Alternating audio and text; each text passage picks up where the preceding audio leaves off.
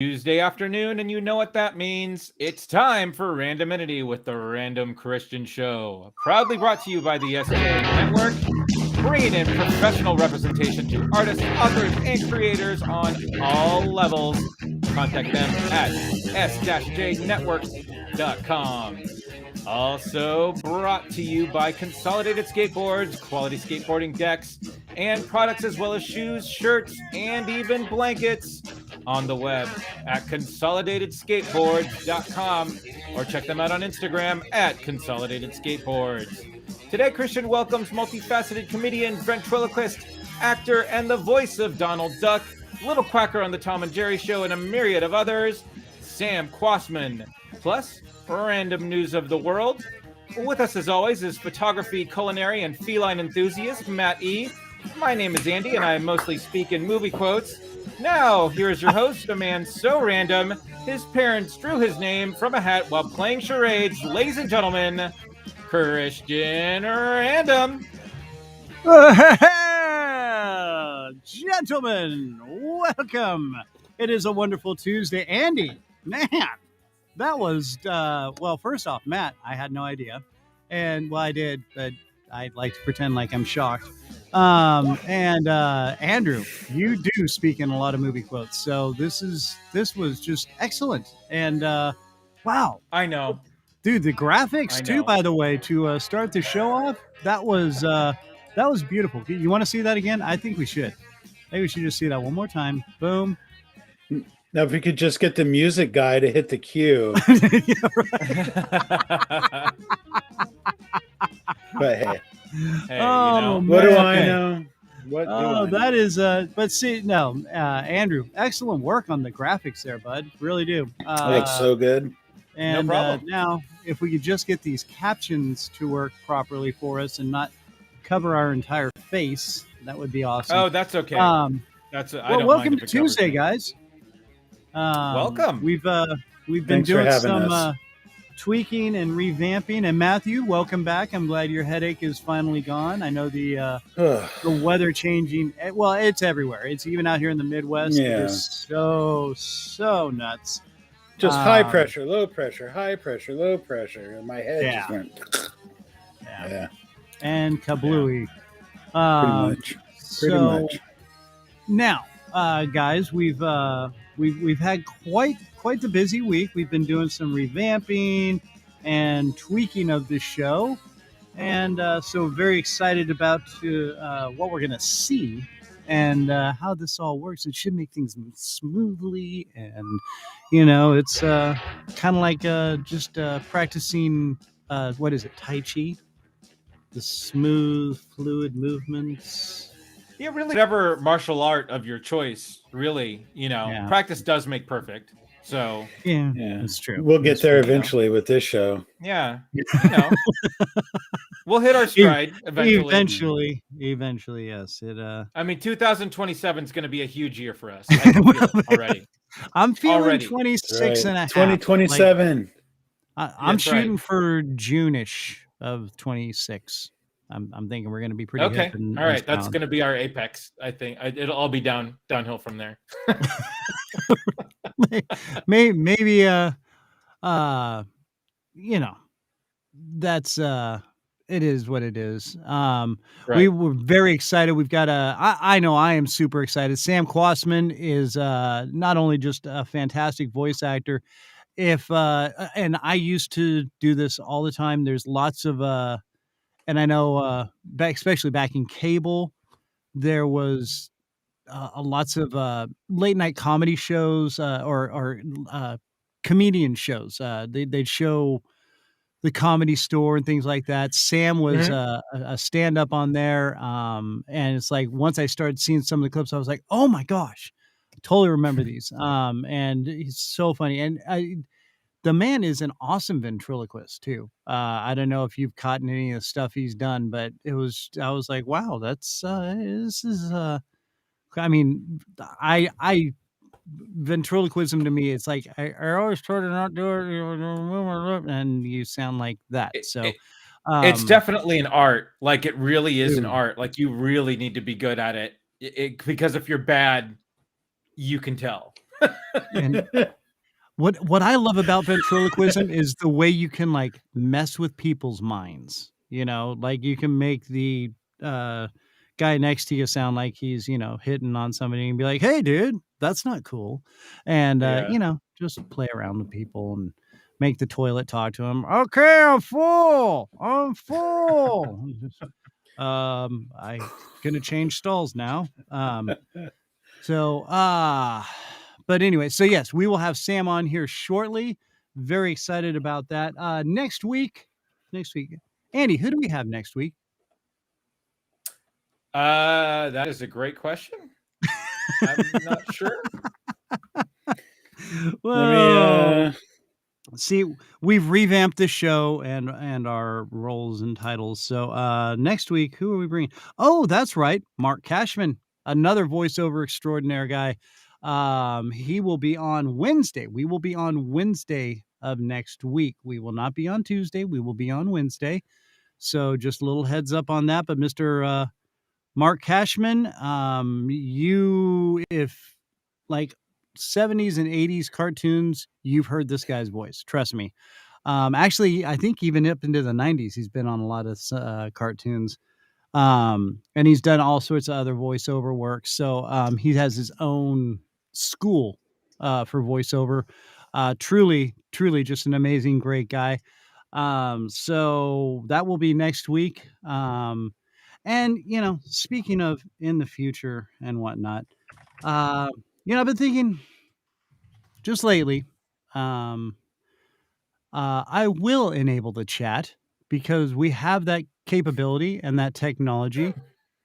And Corey Hall is chiming in. There he is. Well, you can't really see him, so I'll bring him up real quick. There he is. What's up, my dude? Corey Hall checking in. How you doing, buddy? Corey's podcast is starting to really get rolling too. So we got to get you on, Corey, by the way. I know you're working right now, so appreciate you just joining in and having fun with the chat. So no email. So anyway, Yeah, you don't have to read those out loud, Chris. Yeah, I don't have to read those little side notes out loud, do I? But anyway. Hey, I mean, if it helps you, then go for it. But right, yeah. Hey, that Mitch, was just a note to you that I. Oh, it's not look my calendar. I got no email about it.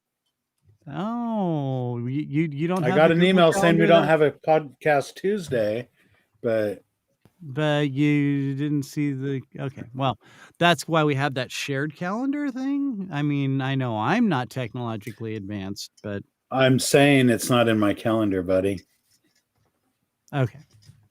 Well, okay. I'm just saying, what? Not in mine as well. So it's not on the shared. So, but we can talk about this on another day, at another time. Yeah, this is a topic for a different show.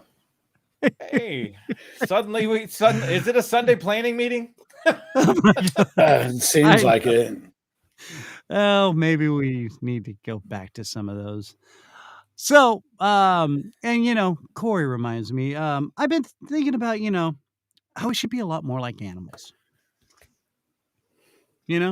Free roaming. Explain. Getting along with everybody. Well, I mean, seriously, look at the animals in the Animal Kingdom. I mean, you've got predator and prey, okay? And it's very simple. It's, Corey's like, oh, here we go. What? My sister-in-law has 2 dogs that can't even be in the same room together.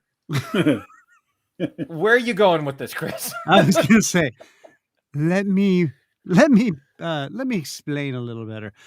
These are, again, random thoughts that wander through my brain, henceforth the name The Random Kristian Show. I mean, it seems that they seem to get along pretty well, and again, like I said, there's predator and prey, but everybody seems to co-mingle and get along with each other.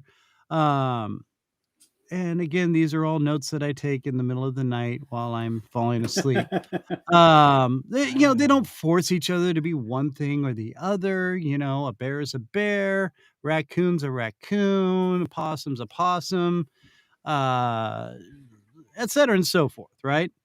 So, like, you don't got an elk walking up to like raccoons and they're going, you need to get some antlers on you, or we're not letting you in this part of the forest, buddy. And then, yeah, they do. Yeah. How many raccoons wear antlers? None, because they're not into that. See, I'm just saying the moose shun. How many raccoons now you're bringing hanging moose out into with the it. meese? Let me finish my thought.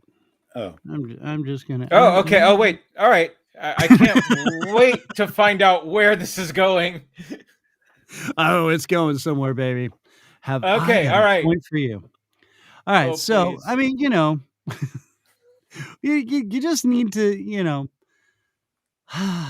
the raccoon finds like a ram's horn or a goat's horn or something, and then the elks are like, that's not a certified elk horn, baby. So you got to get out. And then, it's like, it's that time of the year where, you see like, okay, like right now, this time of the year, which is really confusing me, by the way.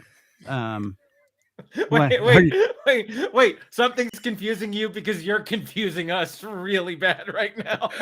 I'm just saying. So wait. Animals get along. They accept each other for who they are. They right? Absolutely do not. It is one of the most vicious, like, I mean, okay, I guarantee raccoons are not walking up to any antlered animal and having a fine conversation about what's on their head. Okay, Good day, they are sir. staying. Where did you get those antlers? Yeah. I found a ram's horn. It doesn't quite work. Right, and that's what I'm saying. I only have these fuzzy ears on my head. What are those adorn your hat? So I think you're mistaking the fuzzy pet political structure with the brutal horror that is wildlife and nature. I call that the old school Disney wildlife nature documentary. Everything got along wonderful. Nobody killed anybody. But real life, Chris, is vicious. So you're wants missing the like socioeconomic status symbols that I was throwing in there. An elk doesn't force the raccoon to wear antlers to be in the part of the forest that he's in. Okay, but the elk terrifies the raccoon to a point where it won't even enter its area. What? Well, how? Maybe. You know what the antlers are? You know what the antlers are for, right? For stabbing. Yeah, for poking. Defense. For poking. Yeah. So the second the elk feels threatened by anything, a raccoon, a bear, a stiff wind, it's going to come at you with its antlers. So let's say like raccoons and elk talk, right? And they're hanging out. And like raccoon comes cruising up, so what's up, dude? And he's like, hey, you don't belong here. You got no antlers. And so the raccoon's like, okay, hold on. He goes, comes back like, 30 minutes later. He's like got this ram's horn on his head. And he's like, dude, I'm cool now. He's like, no, it's not an elk horn. Still got to go. Can we go back to the bathroom tissue problem you were having last week? Listen, 2-ply, baby. 2-ply. That's all I'm saying. All right. So, I'm just going to... Comedy is lost on you two. I'm telling you. This was comedic gold. And you ruined it. Oh, but, okay, so... All right. Yeah, no, we're not really sure.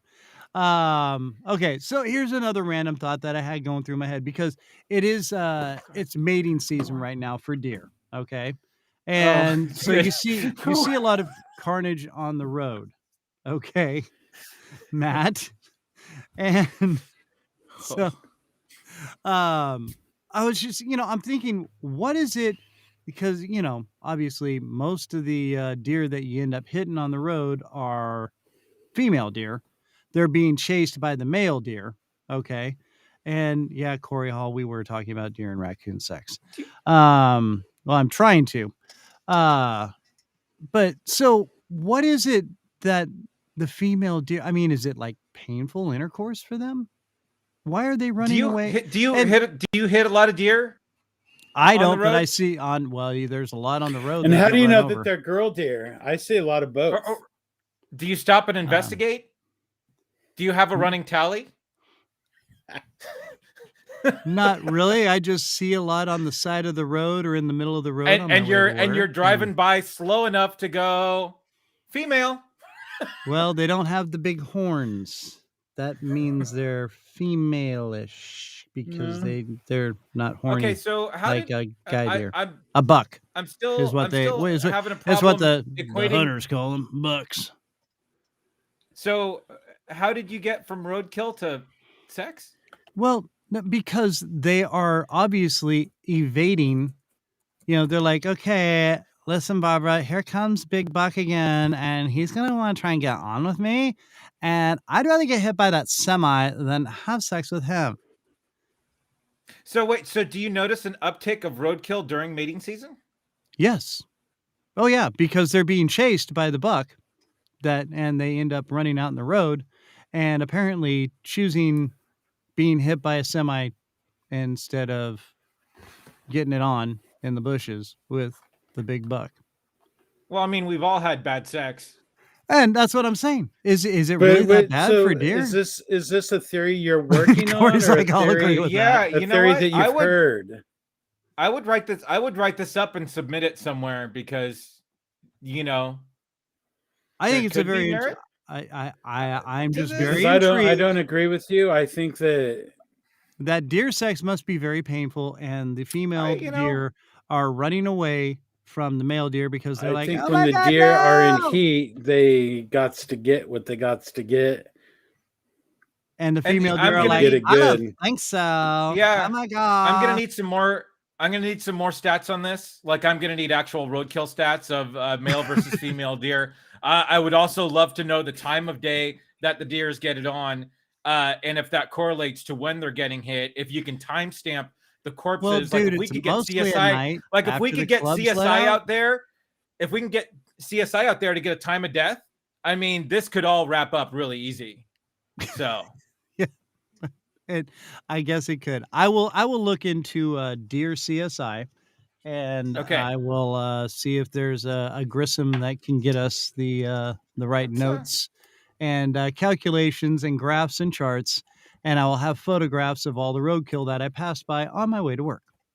And the ones that are in the middle of the road that I nearly run over most of the time. So CSI Missouri, I see it already. Yes. Well, speaking of wrapping things up, I'm going to wrap things up with Mr. Matt. And I'm going to bring in our esteemed, fabulous guest, Mr. Sam Kwasman. Mr. Sam Kwasman is sitting over here in the green room, and there he is. Samuel, sir, how are you? I didn't understand a word I said. Awesome. I didn't hear out of the word. gate. I love it. How about that? Yes. Oh my gosh, that was awesome, Sam. Oh my gosh. Okay, so Sam. For all our listeners and viewers out here, Sam, not only insanely funny comedian, the voice of Donald Duck, right? Off and on for the past 17 years. I believe. From back in the day, back in the 70s and 80s, before anybody was born, apparently. Oh well. Not me. I was 65. So. Well, it was the Ice Age, and. Wow! Now I do feel old. And now I'm Lil Quacker for Tom and Jerry cartoons, and he sounds like this. Oh, I get a mama, I get a mama. Oh boy. It's the same damn voice, okay? I was going to say it's very similar, but it does have its little different nuances. Well, he's a more innocent. He's very innocent, and Donald, anything will tick him off at any moment. He'll just, he'll try to open a window and he can't open the window. So he goes,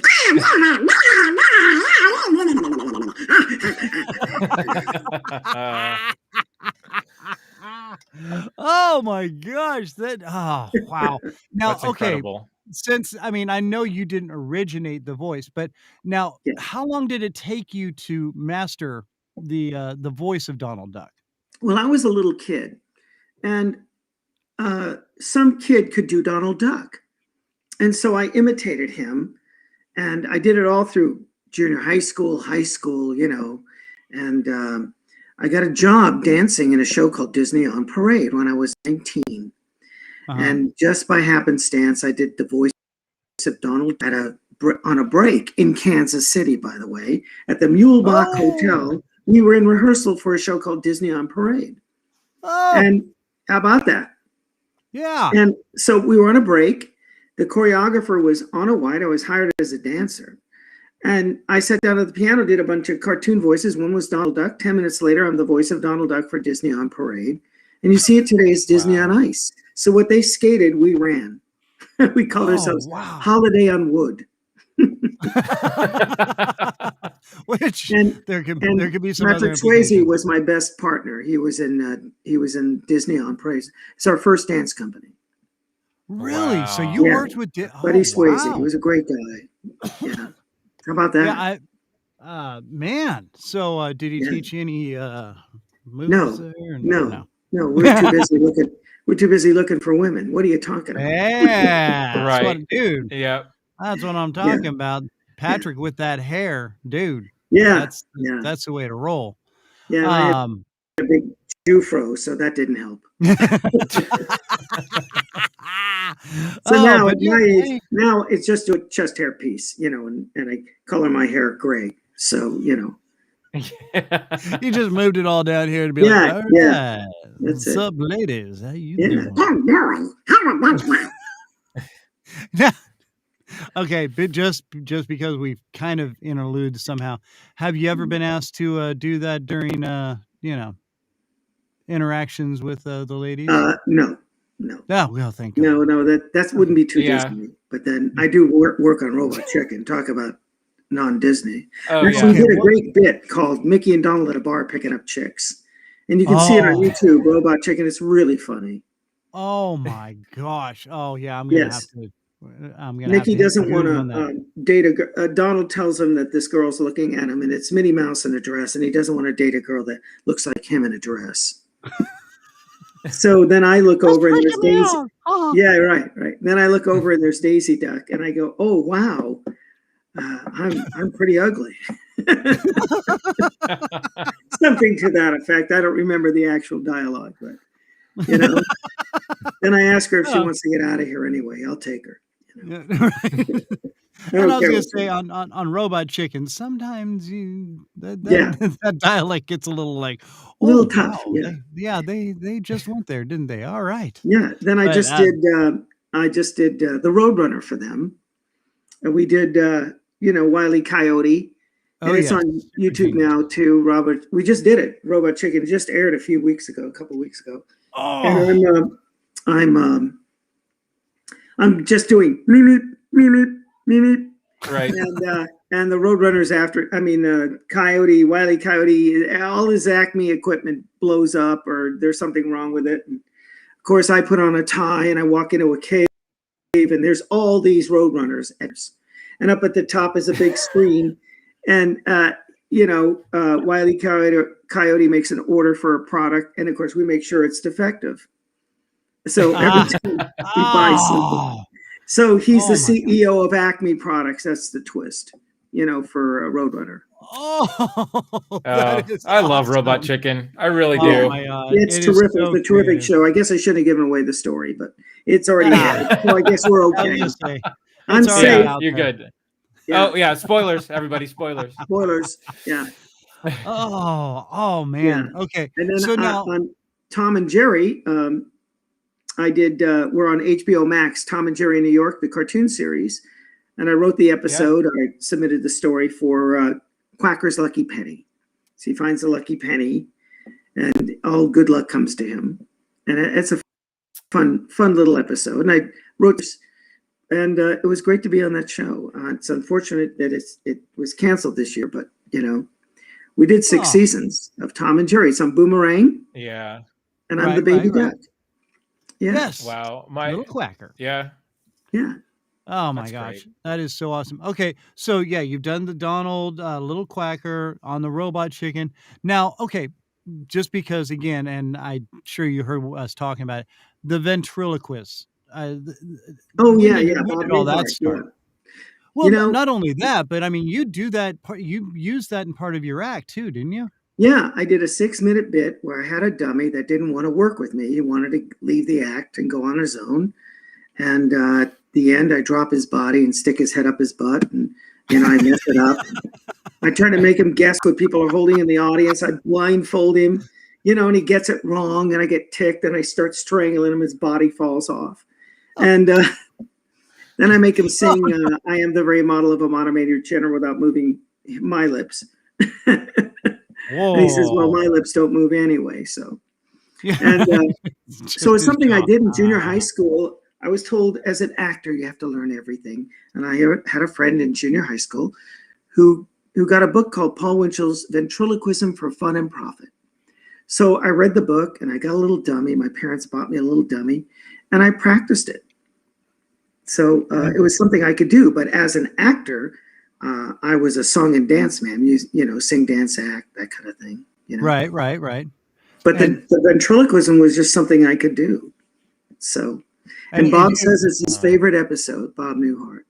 Oh my gosh. I remember that. My dad was in fact, my dad actually played tennis with Bob Newhart back in Lake Tahoe back in the days. Wow. When Bob Newhart was doing stand-up still. And he was appearing at Harrah's in South Lake Tahoe. And we had a cabin that we'd go visit during the summer. And my dad was just up there playing tennis. He'd just go up and play tennis and pick up games. And he said, Mr. Newhart just kind of walked up to him and said, "Hey, you looking to play a game?" And he was like, "Yeah." And it didn't like click to him at first. And he said he didn't even realize it till halfway through the game. He realized, I'm playing tennis with Bob Newhart. Well, I have to say he's a real down to earth guy. I mean, he is who he is. I mean, on the show, very kind, very gentle, very nice. Invited me up to Vegas to see his act. I went and saw it, went backstage, said hello. And he's just a great guy. Wall Street Journal did the top 10 of every season of of Bob Newhart. My episode came out number 2. I don't know what the hell. What could be number 1? But it was because of our episode, our scenes together. Oh, no kidding. And he's great to work with. He's very generous. Very generous. I'll tell you, in that scene when he walks out and he starts talking to Jerry, the dentist, and and he's like, "Don't go in there." Just his delivery of lines and the way you did it. Oh my gosh! Once I realized that was you on, I was so giddy because not only have I been, I actually used to have Bob Newhart's one of his first comedy albums, which was the button down line of Bob Newhart. He was terrific. Oh, his delivery is so fantastic. I think it made the whole. He has these pregnant pauses, and that's where the laughs are. They're in the pregnant pauses. It's because it's like it's the cue to laugh, but you don't realize you're supposed to laugh, and you're laughing anyway. Yeah. And the way he plays it, and because he uses his kind of a stutter, that's and right. And he hooks you in that way, and it's genius. It's pure genius. It really is. Yeah. And to work with him, and like I said, you guys played off each other so well. How many takes did it take to do that scene? Well, seriously, we do 2 run-throughs. We shoot it twice in front of a live audience, 5 o'clock, and I think at 7 or 8 o'clock show. and we run through the whole thing. It's like a play. And of course, we never backed up to redo or reshoot anything. We just did it twice, and that was it. And then they edit whatever they liked best out of each part or whatever, and whatever. Yeah, they can pick from both shoots. And what was fun about it was, I was a little overwhelmed. These guys, it was only 3 channels back then. Oh yeah, not like you have today. Oh, I remember having to actually turn the dial and adjust the antenna. So yeah, and you're a star if you're on television on a sitcom. Yeah. And unfortunately, the show ended. I was going to be a semi-regular on the series. They wanted me in therapy with Mr. Carlin, Jack Riley. Oh Jack my was God. great. Wow. Another genius. Yeah, but the show ended, and so that was that. I only had the one shot. But for some reason, it just lives on. And Conan O'Brien made a big deal about it. And Really? yeah, it's just a big deal. He said he was a kid and saw it. He must have been 10 when he saw it. Yeah. And, I was pretty young too. Yeah. Yeah, and he touted it every time he interviewed Bob Newhart. He brought it up. Bob would say that's my favorite episode, and it was just a wonderful experience. And he's a nice guy, really nice guy, Bob. And Conan, I sent him a thank you note, and he just, instead of answering me, he just sent everybody to my site on YouTube or my website, which is samk3000.com, SAMKAY 3000.com. Yes. And he says, and I get these responses. Conan sent me. Conan. I'm just here for Conan. I'm here because Conan told me. Like, okay, what am I? Yes. Top over? What am I? Hey, dude. Hey. Yeah, hey, maybe you're here to see Bob. How about that? I mean, to have somebody like Conan O'Brien to tell people you've got to go see this guy, you've got to go check him out. I mean, that was nice. Yeah, I sent him an autographed photo. Oh, nice. Thank you. Wow. Here you go. You can put this up. Right. And now let's just give you let's hear that one more time. Sam K, right? Yeah. SAMKAY. Yeah. SAMKAY 3000.com. Right. And you can go there and see everything that Sam's doing. Which we're going to get to some more of that here in just a second. Andy, you're going to have that added onto our website. So you can go to our website, which is therandomchristianshow.com, and we'll have a link to Sam's website on there as well. Yeah. Okay. So now quickly back to the Bob Newhart era here. Weren't you also, because that was at Mary Tyler Moore, the MTM studios. Yeah. Weren't you also on was it Rhoda or Mary Tyler Moore? No, I was on Family Ties. Oh, Family Ties. And okay. Lou Grant. I did Lou Grant because Ed Asner. Okay. Yeah. Ed Asner and I were good friends. And I had just done the movie Mame with Lucille Ball as a dancer and with Bob Preston. You had to call him Bob. And so I was hired to choreograph a musical, and Ed was in it. And it was Guys and Dolls, and we became friends. He called me Twinkle Toes, and I called him Mr. Asner, Sir. Right. Unfortunately, we lost him. He just passed 2 months ago. Yeah. It's a little tough, after all these years. He was just a great guy, very warm. So I went over and I complained to him. He'd seen the Bob Newhart Show. Right. And I said, I always do comedy. I never get to do drama. And he said in strong terms, "Oh, you want to be a jerk? I'll put you on Lou Grant." Well, he didn't say jerk. He was a little stronger language. Right. And I said, "Okay, I'll do it." And the next thing I know, I'm on Lou Grant. How about that? Wow. Oh my gosh. Okay. Well, yeah. And because Lou Grant, Mary Tyler Moore, that's where my head went. I'm sorry. And then I did Family Ties because Lloyd Garver, who wrote the Bob Newhart episode, hired me to do Family Ties. Wow. So one job led to another, and I was pleasantly surprised and very grateful to Lloyd. Right. And I'm grateful to Bob and the Bob Newhart. Glenn and Liz Charles would do Cheers and Taxi, and I'd go over and visit them. And they were so proud of that episode. They'd call me in and meet. I get to meet everybody. Never did a Cheers or a Taxi, but this is Sam. He played the ventriloquist. He was terrific, and I had to meet all the writers and everything. It's like, okay, great. You're like, great. So such generous what people. scene am I in? Yeah. Then you just kind of stand around. So what scene am I in? And they're like, oh well, we're working on it. And so in Cheers, how about I'm in the corner with the dummy, and the dummy gets drunk.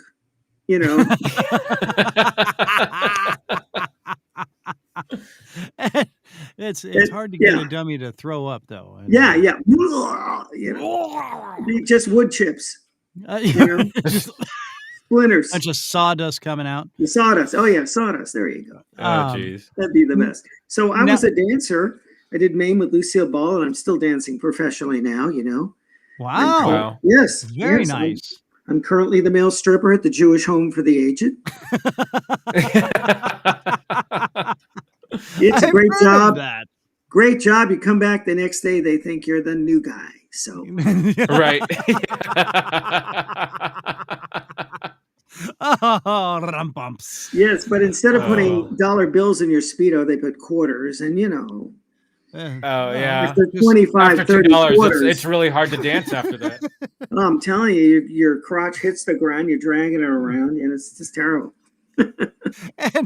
and they also, with all the jingling, they think you're a belly dancer after a while, and hey, all right, so wrong gender, but they don't care. They can't see, they can't hear. No. When you say you kill at the Jewish Home for the Aged, they mean it. You really do. Hey, I killed. How many? There goes Sammy. Oh, great. Thank you. I'll be here all week. My father lived to be 102. Wow. Yeah. So we lost him last year. Oh, I'm sorry. Well, actually, he's still alive. We just don't know where he is. I walked into that one. I walked into that. I should have seen it right into that one, Oh, well, I'm kind of scared to say anything now at this point. He would call me up every day and he would say a 79-year-old woman wants to marry him every day. Every day. Every 79-year-old woman. Mom. I said, Dad, you're 100. What are you going to do with a 79-year-old woman? He said, you're right. She's not even in diapers yet. I'm robbing the cradle. And isn't that weird? The turn of events, you're robbing the cradle because she's still not in diapers. In the cradle. Diaper smear,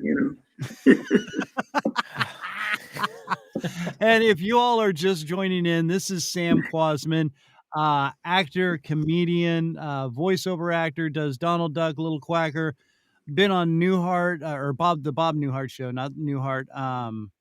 A list. Yeah. Now, and what I find very interesting is 2 weeks ago we had Larry Hankin. Oh my God. He had also worked with Lucille Ball. Now we have a question because we've heard this. He said that when he was it was a softball team, right, or something, or no, they were acting together, and they were in a stage show, and she said was it something about the lines, or was just blocking her light? No, blocking her light. Yeah. So basically laid down the law with Larry to say, hey, stay out of my light or I can make things tough for you. she just kind of walked right up and said, "Nah, there you go. Get out of my light, boy." And she was very kind to me. I was 23 years old when I danced in Maine, and she would tell me stories.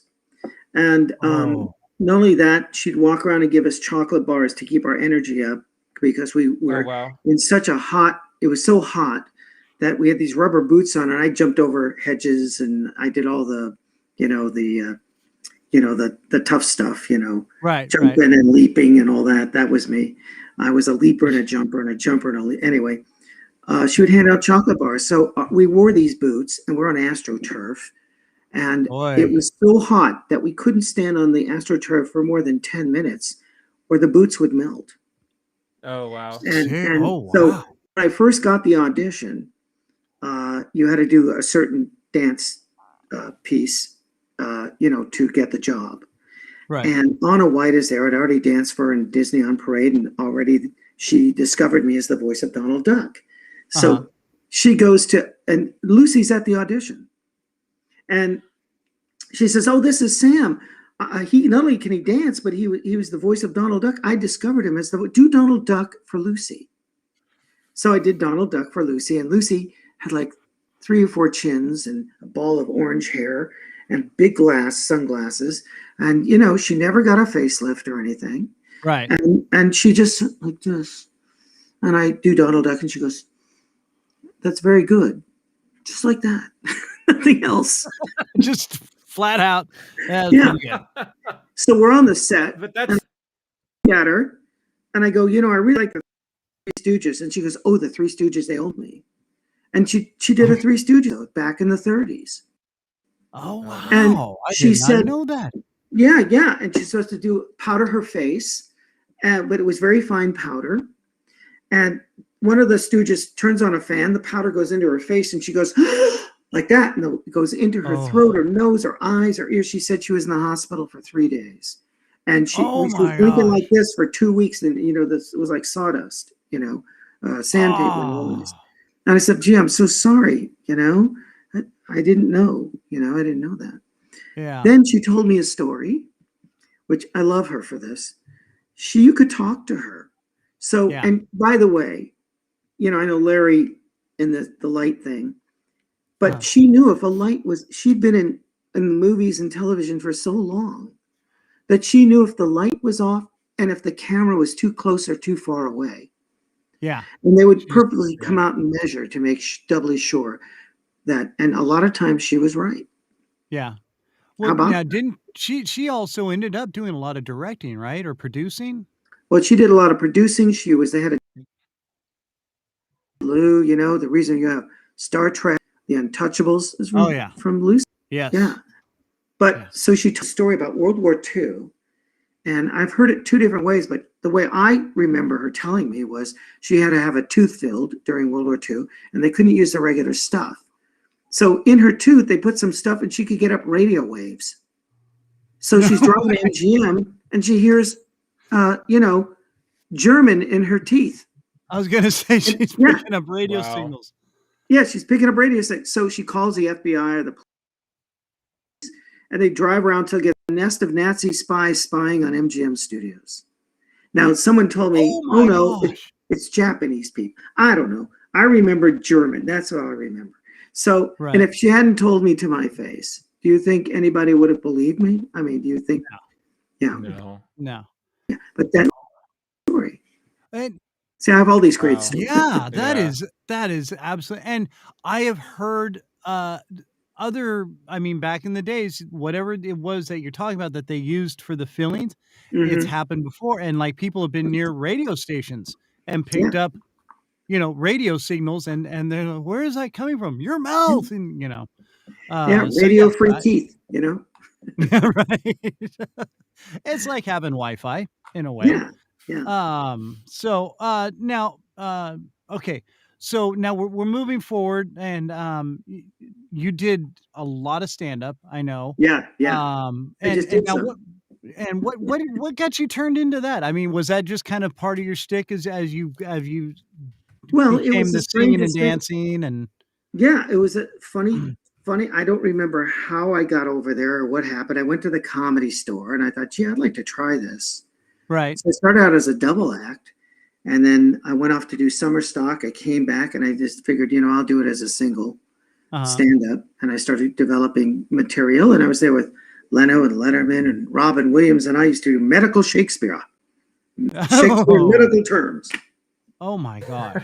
His famous line was, "Look, the moon like a testicle hangs low in the sky." And I'd say, "'Tis I, young Frederick, man of 1,000 feces. Let's cut the crap and get down to business." No. A pox upon your coccyx, sucker. Alas, boy, incest, I knew her well, fidatio et tu uterus. Oh, that is Oh, so awesome. sweet, diabetes, on and Oh, on. dude. A sphincter for a kingdom, Sphincters for my kingdom. something stupid like that. Now, okay, so now, okay, and so back in the days with at the Comedy Store, that was Bud Friedman, right?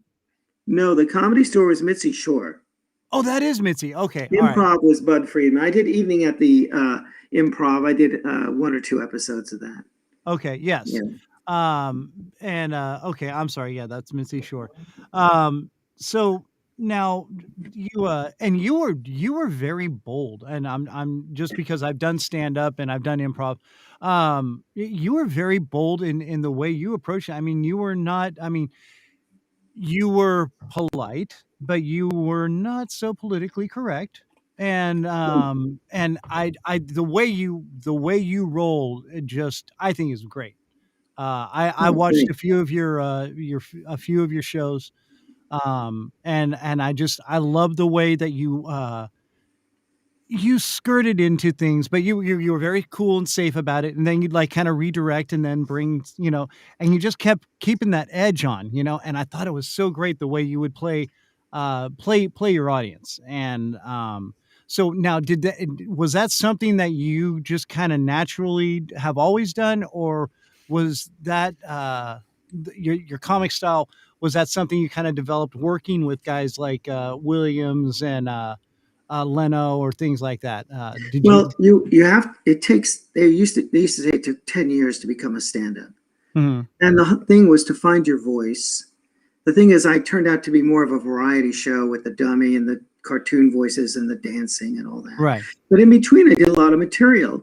One of my favorites was Disneyland in the Middle East. They're all over the world, Paris, France. What's that? The rudest place on earth.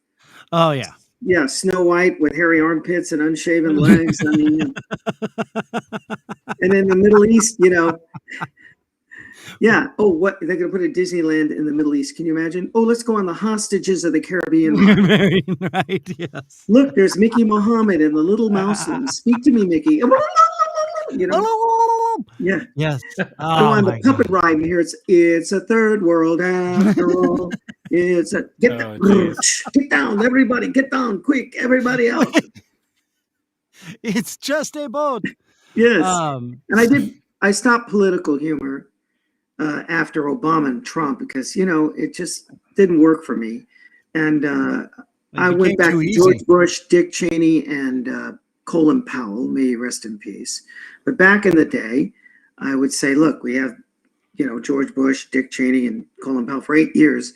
We had a Bush, a Dick, and a colon in the White House. That's comedy that writes itself right there. Yeah, it's just an observation, Yeah. Just saying. And there's nothing not very true about that. Right. It's absolutely true. Yeah, and I added on to it, that Dick told the Bush what to do. When have you ever heard of a Dick telling a Bush? A Bush tells a Dick what to do. Am I right, ladies? Come on, burn some bras here. Let's do that. Let's get a riot. Come on. Where is Patsy? Patsy is usually tuned in. She must be at we have a regular viewer, Patsy, who's very she's always chatting in, so I'm kind of surprised she's not here with us right now. That's too bad. At my age, I just want to find a woman whose breasts are larger than mine, and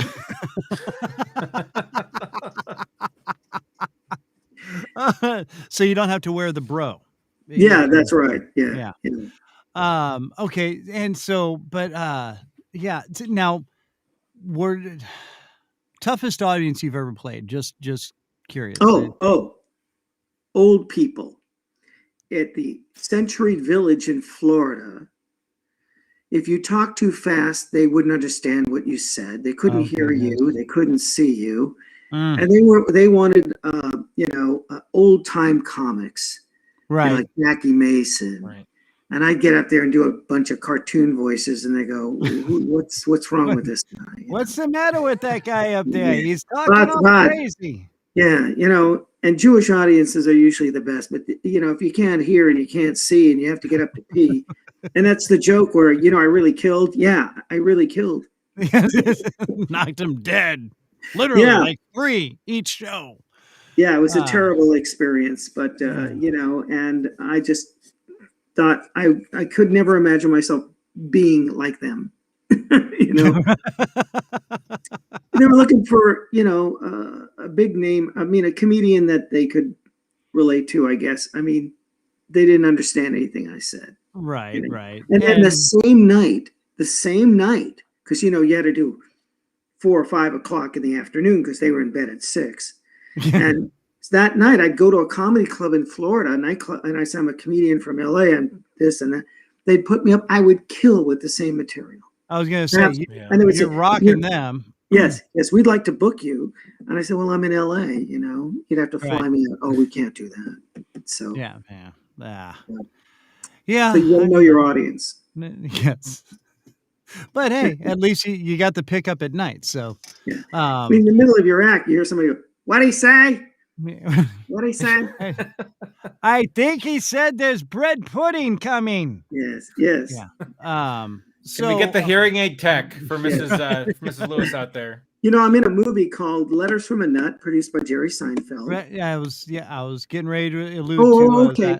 I'll let you do it. No, go right ahead. I was going to talk about being first off the product placement guy in the driving comedians getting coffee.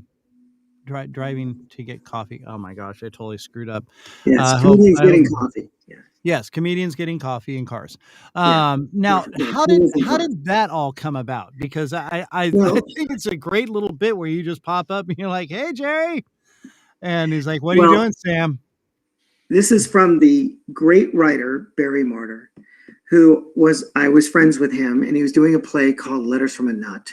And he wanted me in it. And we did it at the Geffen Theater. And now it's a movie on Amazon Prime. So you can see it's a Letter from a Nut. So Jerry produced it. And it was very funny. It was based on the plays Letters from a Nut. There's these very funny books where he writes letters to corporations. And they answer him. And he writes the silliest, craziest stuff. Like at Nordstrom's, he says, I'm passing by and I see this mannequin, a sports guy, male mannequin. And he looks just like my neighbor's dead husband. And I'd like to know if we could buy it and give her some comfort. Oh, jeez. And he gets a letter back. He gets a letter back from Bruce A. Nordstrom, the CEO of Nordstrom, saying, well, you know, if we can find this mannequin, I guess we can sell it to you, you know, if it's used, if we don't need it anymore. Oh my gosh. So he gets all the actual responses. So now is this you just kind of acting these out or what well, he had a wonderful female actress who did a lot of these, acted out the letters. I came in as a comic relief and broke it up as a depressed clown. You know? Yeah. It was very, very, very wow. It was very funny. And then so Jerry called up Barry, and the way the story goes, from what I heard, for what he said to me, was that Jerry called him and said, look, I need a product placement guy right away. I don't have time to, audition a lot of guys. You know anybody? He goes, yeah, Sam. He goes, Sam, I work with Sam, in stand-up. He can do everything. Get him over here. So I did it. We did it in one take. It's a 4-camera shoot. He pulls up to the car. Boom. I did it in one take. Calls up Barry. Goes, get him back. Yes. So I'm just thrilled because I know Jerry is a very generous guy, right? And really, really open-minded, really sweet in that sense. He's a New Yorker, though, you know what I mean? Right. But he earned what he did. I mean, he writes. He's a writer's writer. He's written a lot of stuff. Yeah. So we did. I did a couple of comedians in Cars Getting Coffee, and then he sold everything to Netflix and didn't need a product placement guy anymore. So, but I'm grateful for the work, and he was very nice and very generous and very kind to give it to me on Barry's word. Right, right. Oh, absolutely. And I really like Barry Mortar. Is a great comedy writer. He wrote on Seinfeld. And he also wrote the Bee Movie, co-wrote it with a bunch of other guys. Oh, wow. Yeah. So That's he's a prolific comedy writer. right. So now, how did that hook you into where's the other one here? Oh, Too Hip for the Room. Oh, that was oh, he's not well now. He called me up out of the blue, said, I need you to play this little part. Oh my God, what's his name? He's not well. He had a stroke. Oh no. What's his name? Oh God, I'm getting old. And he called me up and said, can you do this? And I go, sure, if it's for you, I'll do it. I don't care. So I did it and signed a waiver, and and we did the film, and it's on Amazon, I think, Amazon.com, Amazon Prime. I was going to ask. I think it was Prime, but is that just exclusively an Amazon Prime thing, or is it other places? Okay, I don't know. It might be other places, but Too Hip for the Room. Right, and yeah, it's a movie about his life. I mean, it's based on his life. Oh wow! Right, and he's torn between the road and a lot of guys had that problem. I had that problem. I got off the road, and I thought, I'll concentrate on television and movies and stuff like that. So I made it.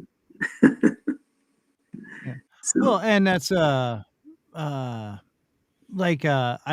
heard a story about Fred McMurray, who decided to do My Three Sons. He was right at the peak of his career. I mean, he had just done the K Mutiny and all that, so a very high demand actor, but he had just adopted a couple girls, and him and his wife, and he wanted to be Mr. Family Man.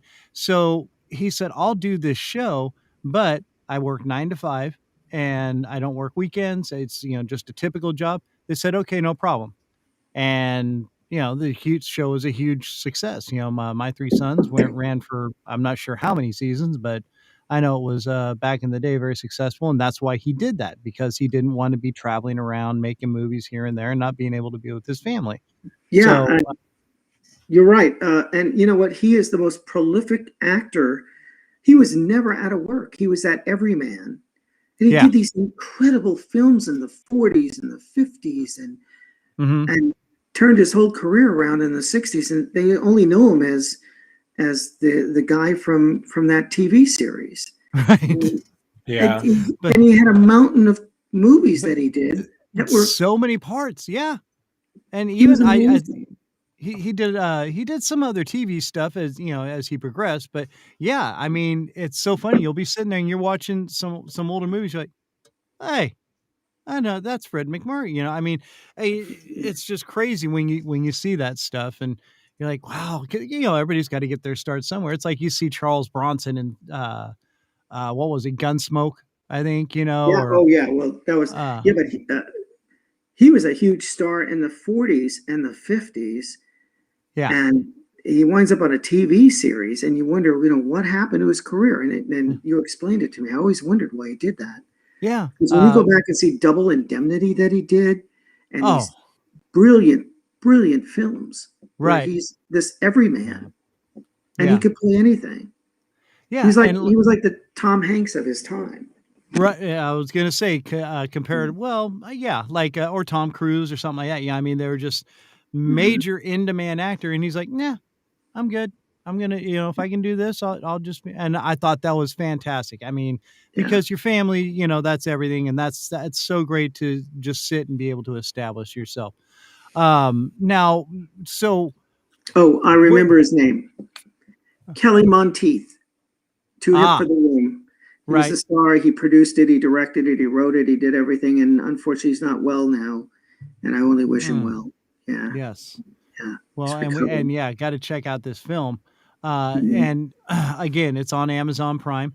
And again, if anybody is here, is not, or just tuning in or whatever on the podcast or on the live stream here, we are talking with Mr. Sam Kwasman, comedian, actor, ventriloquist. You've got quite a few titles. I could do everything except make a living. So that's why I'm here talking to you. Wow. Boom. So now what are you working on currently? What do you have going on for Mr. Quacker? Well, there are two possible cartoon series that I can't talk about. I'm waiting for that to happen. One is for Nice. Netflix and one is for Warner Brothers. And then there was a movie that I signed an NDA for, but I have no idea what happened to that. So, Okay, now since we're talking the Warner Brothers and all these series, how many of these voice actors do you get to mingle with? Like from these other, like Robot Chicken. I'm sure there's a lot of other voice actors from cartoon series and things like that. Like one of my favorites, if you can see it in the back here, Wacko, Jess Harnell. Jess, yes. You know Jess. Yes. I met him at several times. I've known him for a while. I really don't hang out with him, but I see him at these at a Halloween party. Every year. I do hang out with Bill Farmer, the voice of Goofy. We're just good friends. Yeah, he's a great guy, terrific guy, right? And he's just so easygoing and nice to hang out with. We talk about the biz and stuff. And he's on what is the name of that frog cartoon series? Amphibia. He's Hop Pop. He's Hop Pop. Aside from being Goofy and being the Pluto. And then he produced a series called It's a Dog's Life on Disney Plus. And you should see it. It's really good. Okay, now do you all have like this just inner circle? I mean, not really. Not really. You just No, I mean, I have a couple of good friends like Jerry Bedknob from the 40-Year-Old Virgin, the angry Indian that cusses everybody out. Yes. He was in Zack and Mary make a porno. He's done 35 films. Right. He's a good old friend of mine, and Bill and a couple other actors that I know. Mostly we stay in touch on Facebook, basically. Right. Of course, COVID kind of killed everything. Oh yeah. More it's ways than one. Now Yeah. working with Disney and working for Disney, I'm sure you're under contract, so there's only so much you can do or talk. I mean, do they give you contracts? A lot of no contracts. No. Oh, so they everything just is, we like you. You do a good voice, and we'll bring you back. And then if we don't like you, we'll let you go. Wow. Although there are exceptions to that rule. So I was going to say it's Disney. Not with contracts, but always... just some people that I think they should have fired, they never did. So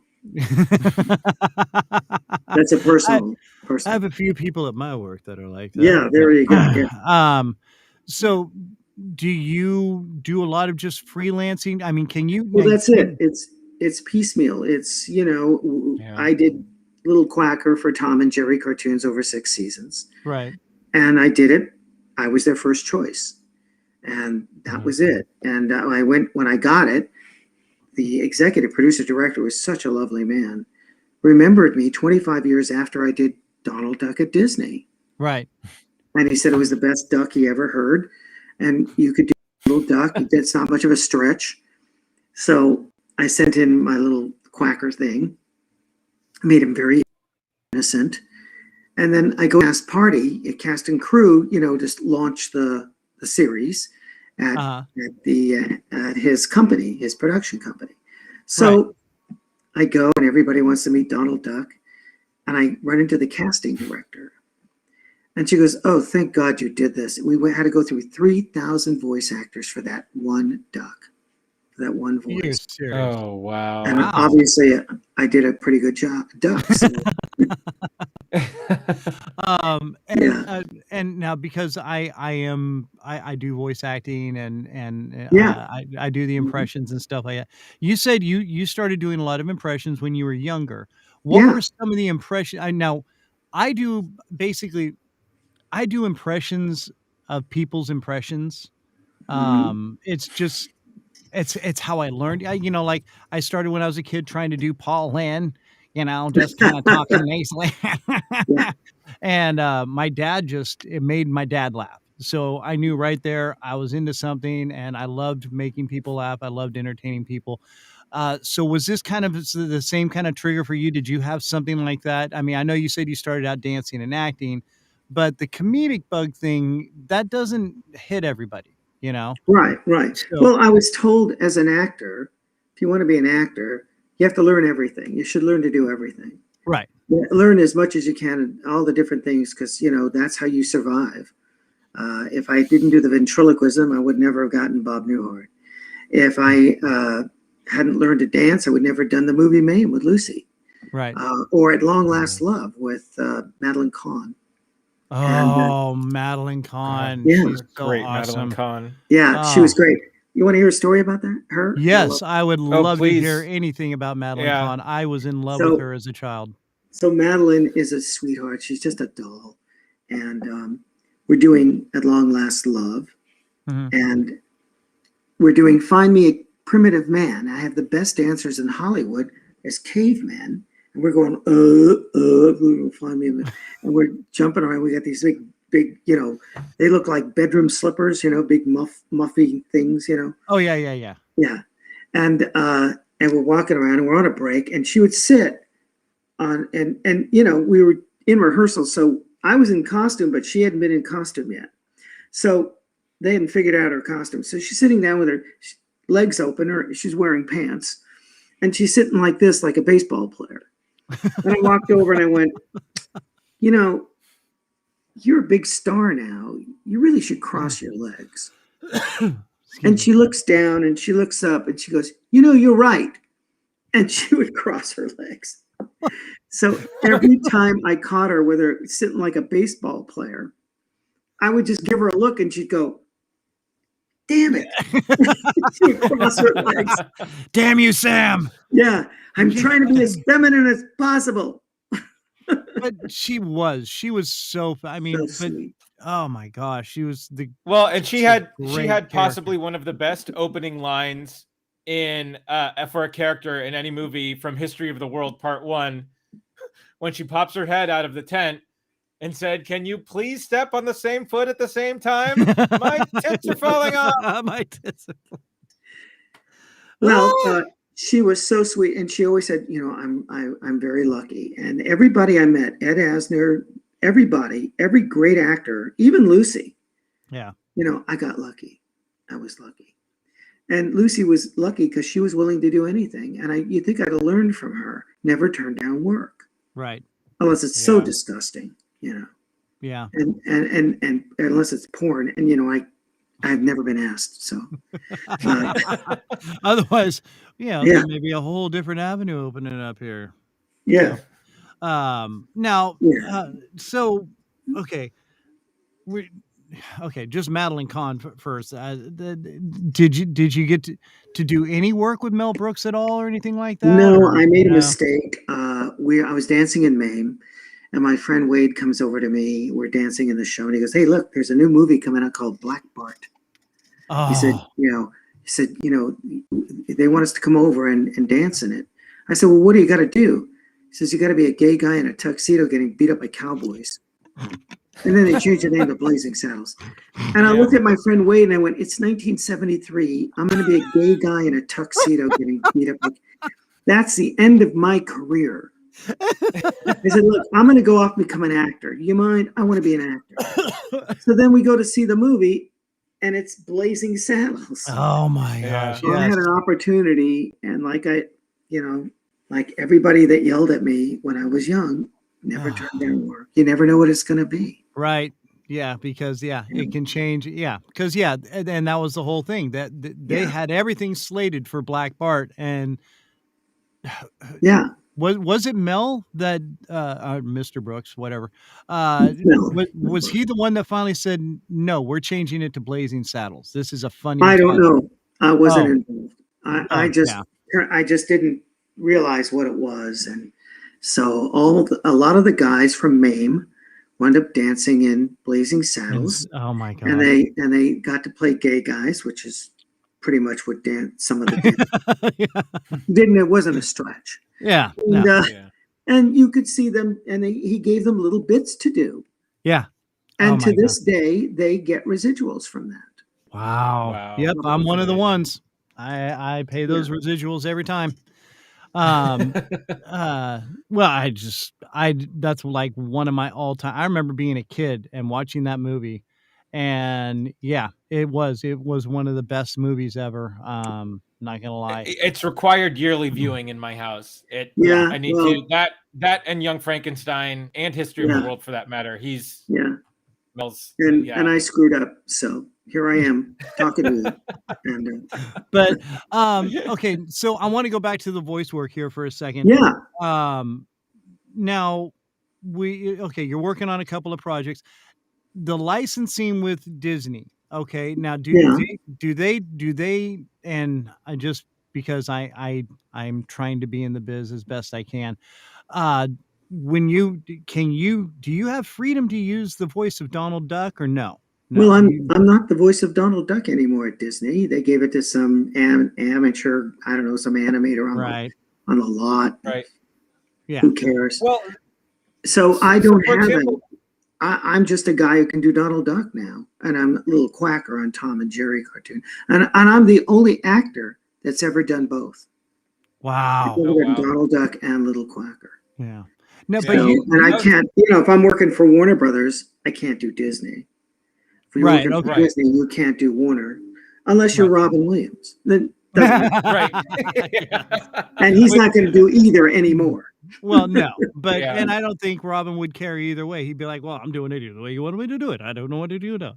Yeah. And but if you were still doing the voice of Donald Duck, like you couldn't go off and do Donald Duck on Robot Chicken. No, absolutely not. No. Okay. Right. Okay. Yeah. So and that was my because you had been a part of their program, so I didn't know if it was many years ago, and I just did toys and records. And when they gave the duck, there was Mickey, Donald, and Goofy. Well, all three of us were taken out, and they brought in 3 new guys. Right. Right. Wow. And those were my friends. Talk about friends who do voiceover. Peter Renaday is still a friend of mine. He did the voice of Mickey Mouse. It was the best Mickey Mouse I ever heard. Yeah. As a matter of fact, Ducky Nash told him that it was the closest to Walt Disney he'd ever heard. And if anybody knew, and Ducky Nash was the original voice of Donald Duck. Yeah. And Peter was an amazing voice actor. He's done dozens and dozens and hundreds of voices. He was in the Big Bear Jamboree there at Disneyland. Walt Disney World. Yeah. And I did voices for Walt Disney World. We did the Canadian thing, for the what's it called? The Canadian ride, whatever it is. Walt Disney World. The log ride? Not the log ride. No, it was 360. Martin Short's Canadian ride. Right. Or Canadian show. So we did background voices for that. And in the rodeo, I have to do a big whistle, and they're doing the rodeo, and they're bucking broncos and bulls. And you hear, I start doing the reins and the hoof sounds. I can't even do it now. And, whatever it was, I don't know, my teeth moved. So anyway, the sound guy goes, stop. I go, what's wrong? He goes, we have the sound effects for the hoofs and the just do the whistle. I said, oh, okay. I got carried away because it was hilarious. Right. Oh my God. You're in character. Yeah. Then we did the Pirates of the Caribbean walkthrough, that I don't know what it is. You work with the things, you press a button and something happes. Right. Oh, so we were supposed to be stupid, crazy pirates, drunken pirates at Pirate's Lair at Disneyland. Mm-hmm. Where Tom Sawyer's ride is. They split the island in half. Half of it's the Pirates of the Caribbean. So it's supposed to be these drunken pirates. And I go, arr, I got the map. Arr, look. X marks the spot. Yeah. And I go, wait a minute. It's upside down. X. Stupid things like that. Well, now it's a T. T marks the spot. And then at Walt Disney World, they have this interactive thing where you walk through the Pirates of the Caribbean, you press a button and something talks. And so I did several of those voices. Oh, nice. One was a guy who was who was getting tortured, and they were putting his feet over a fire. Yes. And they had me going, that kind of. So it's a lot of fun. But yeah, and I was going to say, and those are great little fun things to do. I've done just through some of the websites that I'm on. Like I'm not sure if you've heard of like Fiverr or anything like that, or Upwork, but people will submit, hey, listen, for $10, I need you to just make this giggling sound. Can you do that? Yeah. I mean, what kind of giggling do you want? And then they're like, well, just a giggle. And well, there's all sorts of different giggles, and you've got, I mean, do you ever have that problem where like people are just like, or do they just kind of give you free range? They usually give you free range on Robot Chicken. We did Roadrunner. And I think they wanted, like everybody does. They wanted the Roadrunner to, give it an evil laugh. Right. So I did a little different. I went, yeah. I gave it more of that, right? Because everybody does. Yeah, there you go. And instead, I went, I think that's a far more evil laugh, though. I thought so, but they took it. I was had a little second thoughts. I thought maybe I did something wrong, but they took it. So right, they would have said, we'll replace it later with somebody better. Oh, but they didn't. They didn't. And so no, okay. Well, so, hey, working with Seth Green, how is that? I mean, is he really involved in everything that you guys are doing, or is it just a bunch of writers? Oh yeah, it's his baby. I mean, right. He did the Star Wars thing and all that. Oh yes. Yeah. He's just a hands-on guy. Absolutely. You can't be successful in just your hands-on. Right. In this business, he produces, he directs, and he performs. He does voices. Oh yeah. When we did Mickey and Donald at a bar picking up chicks. Oh, I have 6% remaining on my battery here. Oh, okay. Sorry. Well, then we'll get this wrapping up here for you. Yeah. So, I mean, when we did Mickey and Donald at a bar picking up chicks, he directed me as to the way he wanted to hear Donald Duck speak. How he wanted it done. Dude. And you want to get out of here. A lot of times in voiceover on cartoons, you have to do it within so many seconds. You know about that? Right. Oh yeah. Yeah. Oh yeah. A lot of times, or 13-second, and yeah. Oh yeah. So a lot of times, like on Tom and Jerry, I'll have dialogue, and I want to pause so you'll understand every word I say. Right. But if you have to do it within 3 seconds, yeah. Supercalifragilisticexpialidocious in 3 seconds ain't going to happen. Yeah. Now do it as Donald Duck. Yeah. Same thing. Yeah, right. I can do it as Donald Duck. Do it. Want to hear it? Yes. Oh, every day the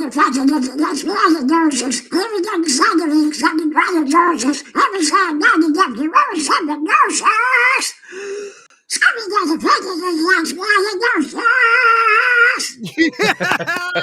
Oh my gosh, that is fantastic.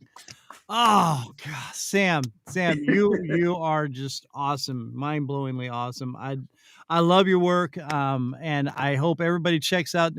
Let's go over the list of movies again real quick. We've got Too Hip for the Room, correct? Okay, Letters from the Nut, produced by Jerry Seinfeld, written by the great Barry Martyr, who stars in it. Right, and that one's on Prime, right? Yeah, Amazon Prime. Yeah, that one. Okay, Letters from a Cars Getting Coffee. Yeah, I'm sorry, I'm interrupting. Go ahead. No, you're fine. You're fine. I'm just trying to make sure we put where everybody can find these. Tom and Jerry Show on Boomerang. Yes. As a Lil Quacker, and Tom and Jerry in New York on HBO Max, the cartoon series, not the movie. Yes. And what else? Mame, the movie Mame, if you can catch me flying by as a dancer. At Long Last Love is a caveman with a bad leg next to Madeline Kahn. Yes. Bob Newhart Show, yes. A Jackie Story, Family Ties, Airwolf, yes. Yes, Mad TV. I don't know. It's not playing anymore, Mad TV. There's reruns. Oh, there is? Where? Yes. Yeah. You find out, let me know. Yeah, no, it's I've seen him popping on. I'm like, oh man, I haven't seen Mad TV in a long time. So I'll sit and like kind of just watch it for a little while and stuff.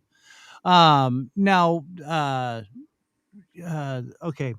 I'm sorry. Two Hit for the Room was on Amazon Prime, and then Letters from a Nut was on Amazon Prime. Oh, that was Amazon Prime. I apologize. Letters from a Nut is And yeah. then I have a bigger part in Letters from a Nut. Letters from a Nut on Amazon Prime, produced by Jerry Seinfeld, Comedians and Cars, which you can see on my website, samk3000.com. I was going to say, let's plug the website one more time, and we will have all these links on the website for the show. So if you go to therandomchristianshow.com, we'll have it all linked up there for you. Sam, absolutely fantastic time. Like I said, we can sit and talk for hours, and I just absolutely cherish this. Thank you so much for being with us. Oh, my pleasure. You're a fantastic actor and comedian. Just love your work, sir. So thank you so much for stopping in and hanging out with us for a while. Really appreciate your time. Keep up the great work. And when you do get these roles, which I know you will, on these Warner Brothers and whatnot, please update us and let us know. And we would love to have you back on afterwards. Oh, thank you. Thank you very much. Oh, God. There it is. Supercalifragilistic. Sam Kwasman, ladies and gentlemen. Thank you. Thank you again so much, sir. You are fantastic. Thank you, Sam. Thank you. Thank you very much. Have a great day. Oh, man. Dude, he is just, man, that was just awesome. He could talk in the Donald voice all day, and I would love it.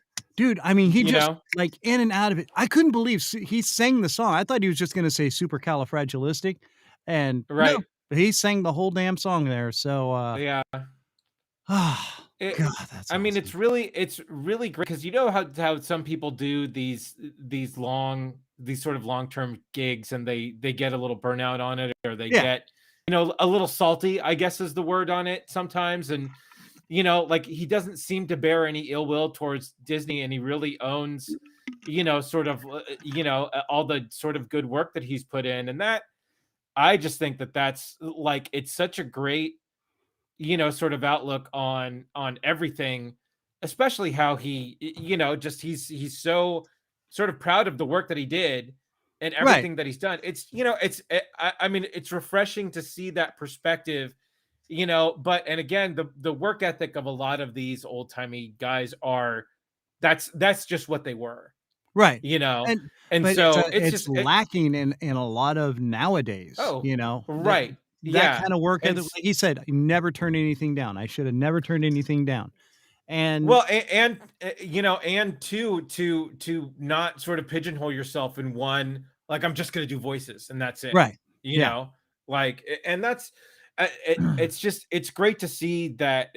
I mean, somebody like this is just like still out there, still doing it, and loves literally every second of his career up until now. It's awesome. It really is. And and does not miss laptop, a beat. If his laptop wasn't dying, we'd easily go into 8:00 tonight. Yeah, we would have been here for at least another hour for sure. Matt's in the back room shaking his head going, no, we wouldn't. That's part of my job now. No, we're controlling you. Well, in fact, speaking of control, Matthew. Oh, my Lord. Except that I realized that I can't just Thanos snap you both off like, all right, we're done. Right. Show's over. I still have the power. One of these days I'll get my own soundboard. Yes. Right. Yeah. Well, we tried to set that up, but somebody has their reservations about some things, so we're just saying. Well, I don't have a soundboard. Huh? Well, that's true. Yeah. So I mean, it kind of. All right, Matt, reservations towards the large, big social. Yeah, that's more what I was aiming towards, but. The old big F there. The big M. The big M now, right? Meat? Not, yeah. Is it? I don't know. Who cares? Whatever. It's still Facebook. Yeah. And it's FaceTime fart thing. Yeah. Well, who's into dabbling into a little bit of random news while we're getting wound down from Mr. What'd you think of Sam, Matt? That was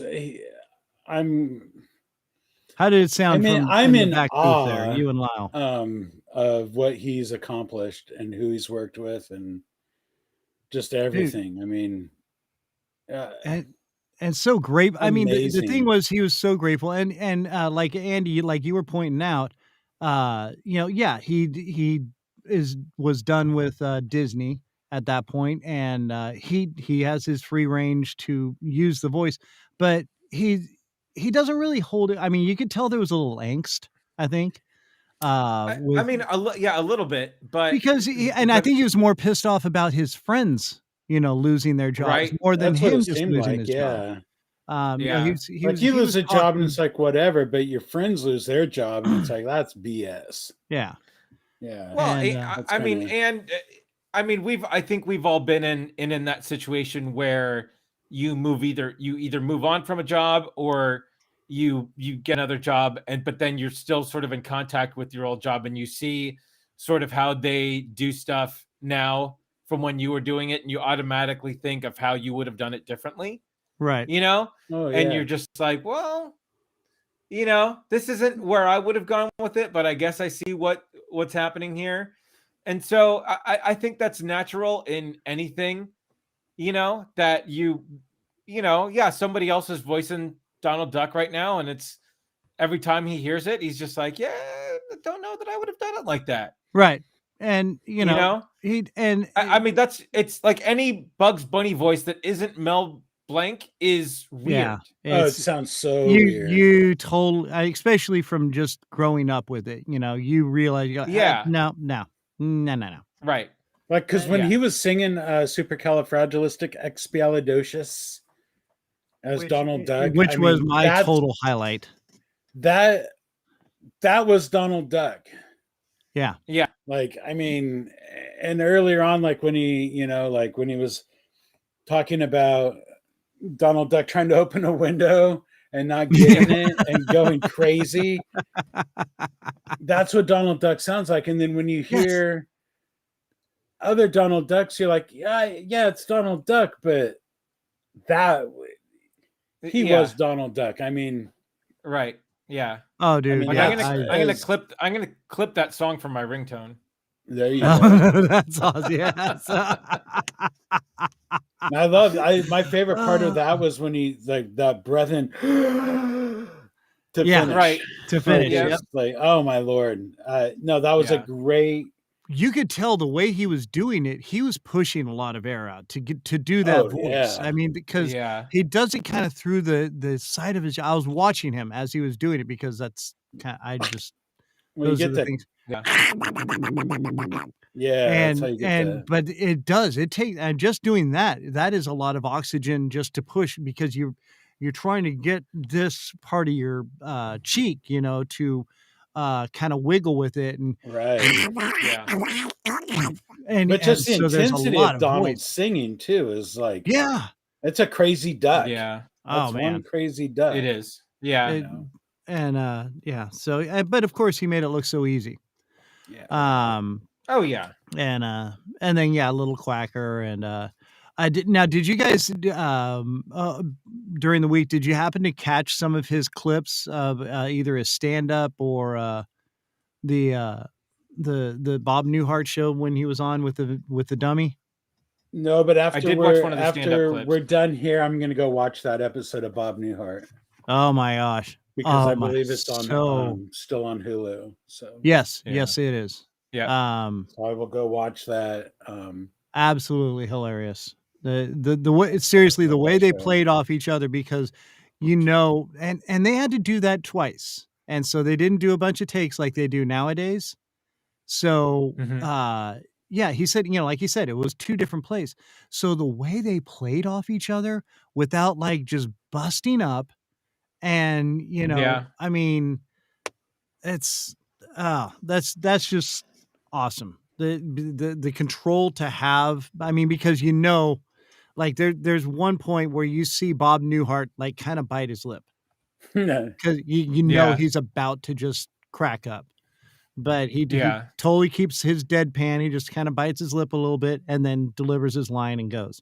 And it's because I was just like, oh. Yeah. So to hear that they only did 2 different runs of it, that totally blew me away. I figured there was going to be a lot of, oh no, we had to do that scene like 5 different times. And nope, 2. That's it. Yeah. You get 2 takes, you're done. Boom. So, and honestly, I think that's what kept a lot of those shows so funny back in the day.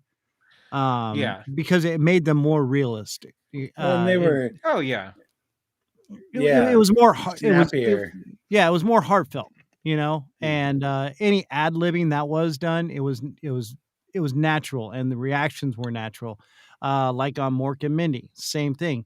They gave Robin Williams a lot of free reign, and even though he kept it within his limits, he was still throwing stuff out there that you get natural reactions from the other actress. And so it was that's what gave that show its charm, is because it was more of a real feel to it. Taxi, Right. same thing, what's his name? Andy Kaufman that did Laka Gravitz. Jim with Ignatowski and all that. Gibberish. Like that gibberish language. Yeah. Made up on the spot. Oh my God. Just should get him on the show. Yeah, right. I think he's playing Elvis down in Havana, so we'll have to see if we can get him doing that. I'd love to have get Christopher Lloyd on the show. Christopher Lloyd, yes. Alex. Oh. Yeah. I just had an epiphany. Oh. Yeah. Oh. I'm not sure what that is, but someday I'm gonna. Hey, Alex. Yeah. So, yeah. Sorry. Yeah. Oh my God. That's my Jim Ignatowski imitation. So there we go. How about a little bit of random news? What do you say? We need a random news intro. One power story. Let's do one quick power story. Have you guys looked through any of them?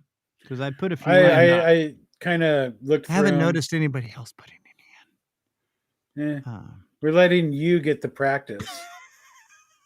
I know you see how it's done. It's not the random what Andy do show. I need? Okay. No, I forgot to go through them and mark them yes or no. Okay. Well, but yeah, I'm just pulling up the one I just found the other night because it's got one of my favorite words in it, which we're all gonna giggle when we hear it. You ready? If it's the one I'm thinking of, I'm gonna go like this. So go for it. A woman who pooped her pants halfway through a marathon and ran with it in her shorts until she crossed the finish line achieved a personal record. So if she what would have is stopped, that record? She wouldn't have stopped. If she would have stopped to take care of it, then she wouldn't have gotten her record. You're having a good day, you don't stop.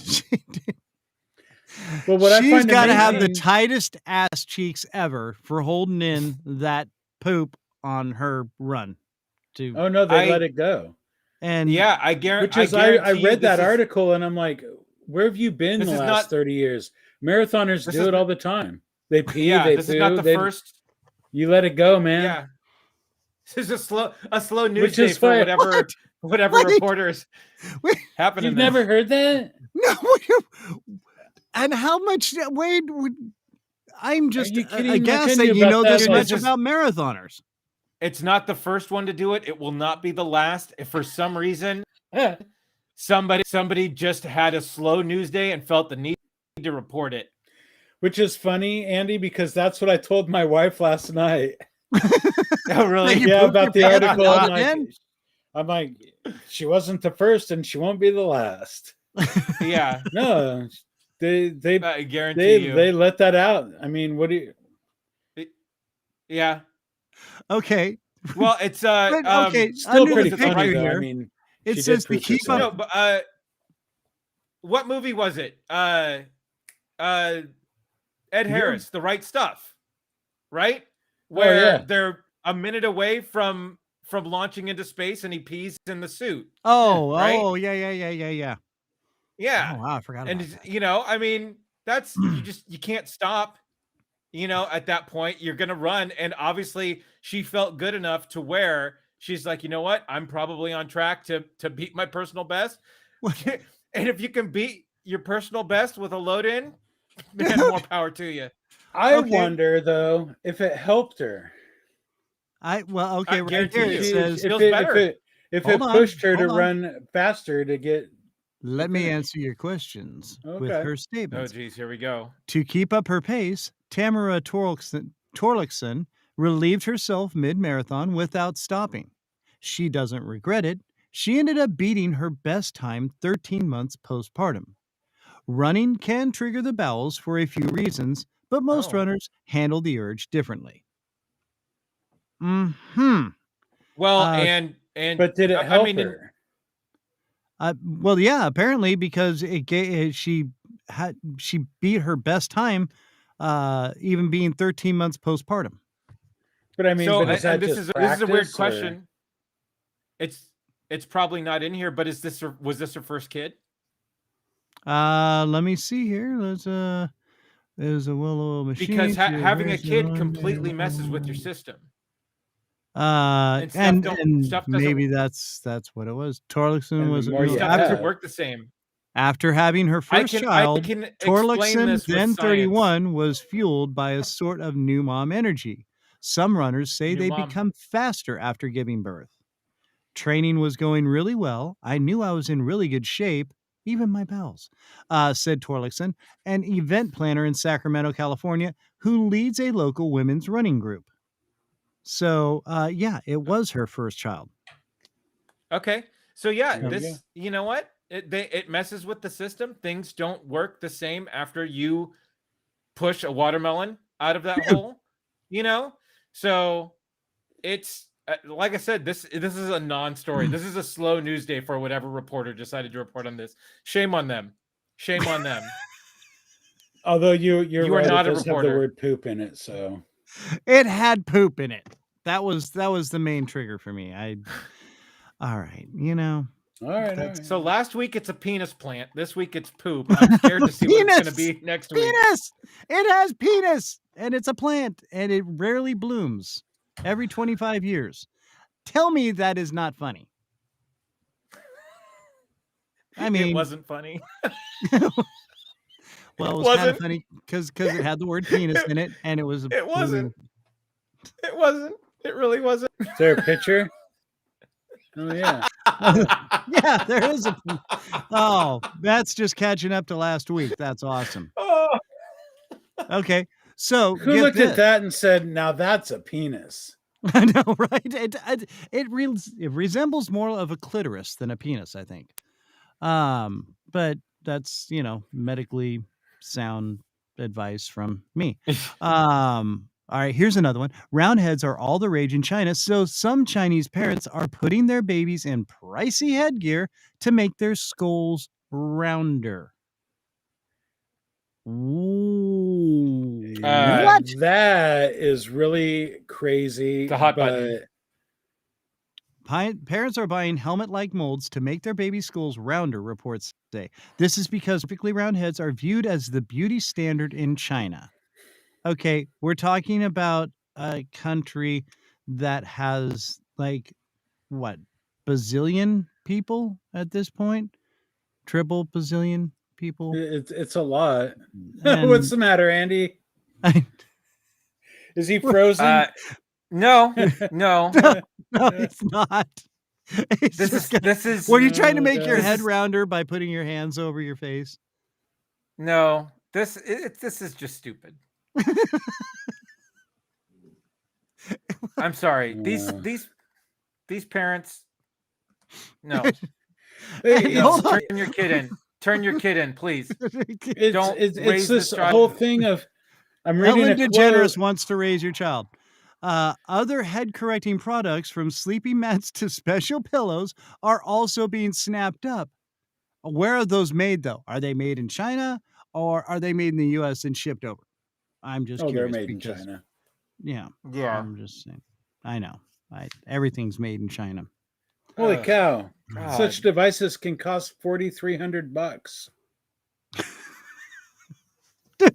Wait, who? Wait.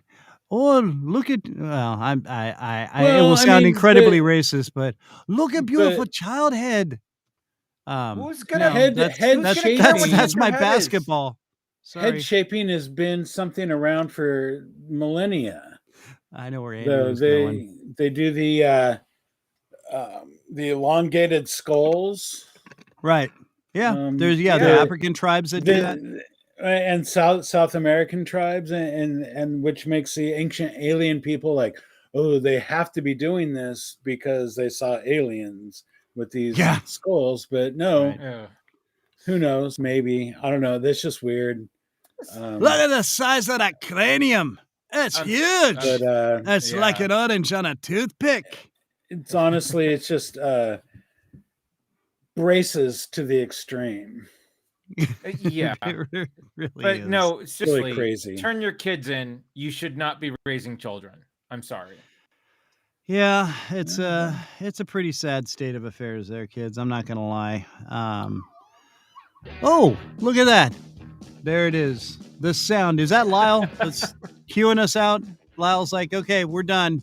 That's enough I round-headed was beating on him earlier. penis plant Maybe just got mad. producing the hell with deer you guys. running out in the road news. So, which again, I still want to debate the sexual habits of deer and why So I googled running that. out in the Such a road weird instead of correlation. having sex. Chris, you might actually be onto something there. I am.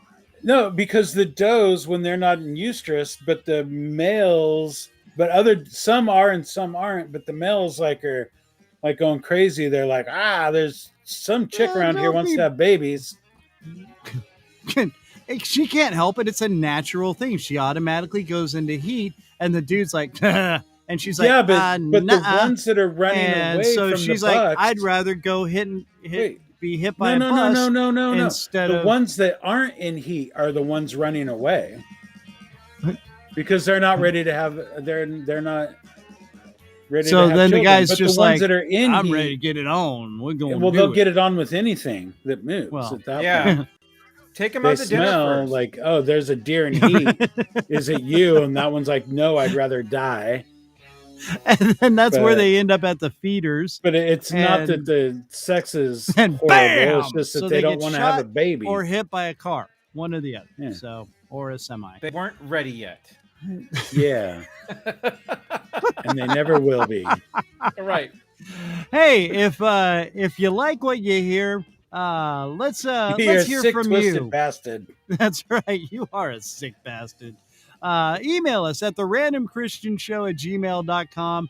We're also on the interweb, like we were talking about before, therandomchristianshow.com. We got links to a Teespring where you can order products with the show's logo and the randomity definition and word on there because, randomity, it is what it is, and it's what this show is all about. So make sure you check that out. Again, wherever you're listening, wherever you're watching, please like, follow, and subscribe. Don't be afraid to join in our chat because we do love to have you joining in like old Corey was. Thank you so much, Corey, for joining us.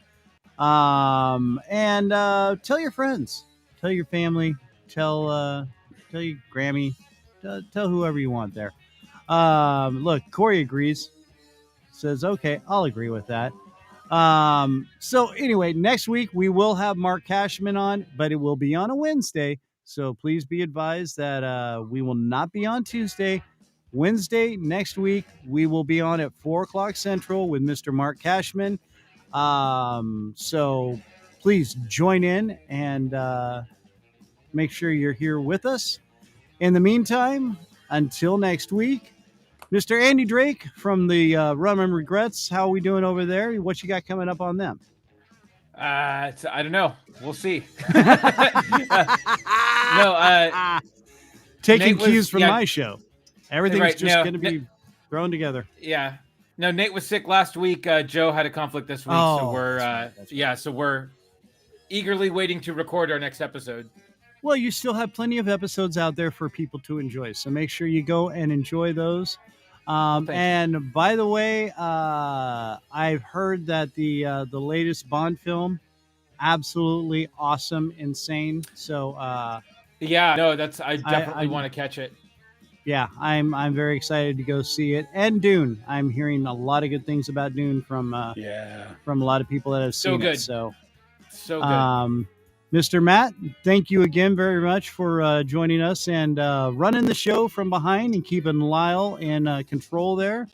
Old Lyle to time moved back to San Luis Obispo and hanging out with Mr. Matt, controlling the show. So, guys, we will do this again in 1 week and a day.